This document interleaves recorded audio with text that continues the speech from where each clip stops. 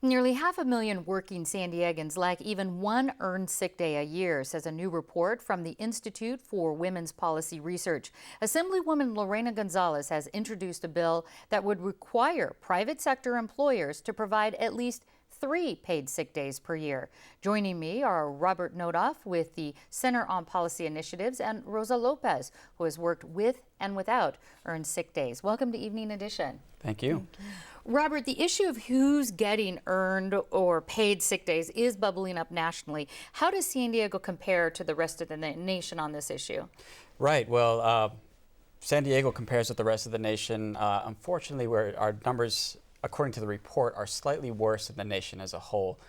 Nationally, 40% of the private workforce lacks access to earned sick leave, whereas here in San Diego, according to the research, 44% of the private work sector lacks access to earned sick leave. So we think it's an issue that's worth addressing, because I believe that it's safe to assume that everybody at some point in their professional career is going to end up getting sick. And there's only a few cities, a handful of cities, right? 6 cities that actually require private sector employees to provide sick leave? That's absolutely right. So there are 6 cities. There are 3 on the East Coast and 3 on the West Coast. Unfortunately, again, San Diego when they did preliminary research before they implemented their policies, San Diego is slightly worse off than all of them were. Okay. Now, Rosa, tell us what you do. I know you work quite a bit, and what choices you faced when you had to work without having paid sick leave. Oh, thank you for inviting me.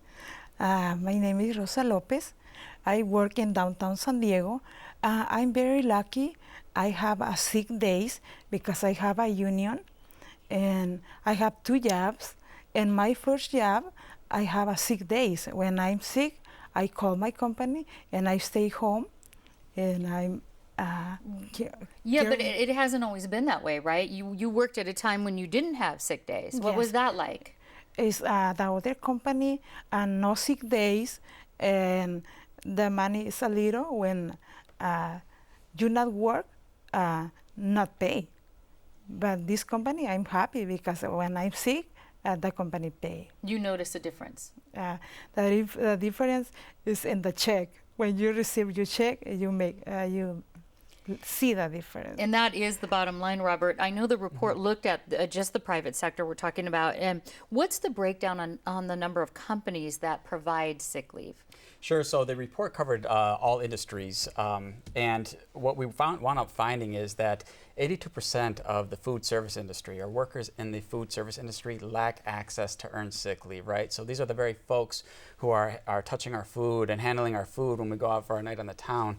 And we also found that 3 out of 4 childcare workers lack access to earned sick leave, right? And so, again, these are things that go beyond the workplace because these are occupations where folks have a lot of contact and interact with the public on a regular basis. And again, we want to just highlight the issues and concerns around that. Right. So if you're not taking a sick day when you're sick, you're essentially exposing people you're working with, whether it be children or people that are at the restaurant eating. That's absolutely right. And I believe, as Rosa can attest to, I mean, it's an impossible choice when you don't have access to earned sick leave. You either go to work sick and risk spreading the illness to your coworkers or members of the public who you interact with that day, or you stay home and risk getting docked a day's pay, right, just to recuperate and take care of yourself. Is there a group of people, let's say women versus men, that are most affected, in not just the jobs, actually, by not having sick leave? Sure. So the report found that 44% of both men and women in San Diego lacked access to earned sick leave. However, when you take a look at maternity leave and other issues, we believe that women are more impacted by not having this because it actually impacts